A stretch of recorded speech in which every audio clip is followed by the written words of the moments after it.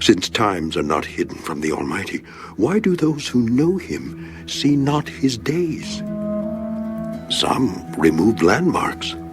They seize flocks violently and feed on them. They drive away the donkey of the fatherless. They take the widow's ox as a pledge. They push the needy off the road. All the poor of the land are forced to hide. Indeed, like wild donkeys in the desert, they go out to their work searching for food.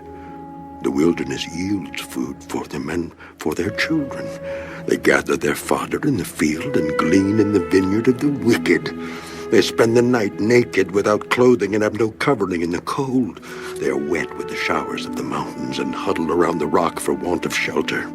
Some snatch the fatherless from the breast and take a pledge from the poor. They cause the poor to go naked without clothing, and they take away the sheaves from the hungry. They press out oil within their walls and tread wine presses, yet suffer thirst. The dying groan in the city, and the souls of the wounded cry out, yet God does not charge them with wrong. There are those who rebel against the light. They do not know its ways, nor abide in its paths. The murderer rises with the light. He kills the poor and needy, and in the night he is like a thief. The eye of the adulterer waits for the twilight, saying, no eye will see me, and he disguises his face. In the dark they break into houses which they mark for themselves in the daytime.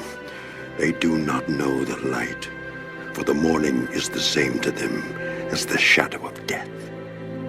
If someone recognizes them, they are in the terrors of the shadow of death. They should be swift on the face of the waters.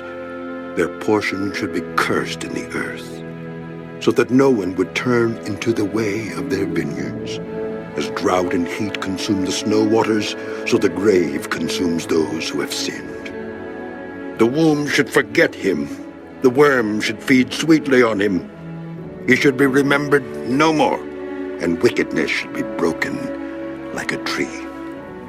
For he preys on the barren who do not bear, and does no good for the widow. But God draws the mighty away with his power.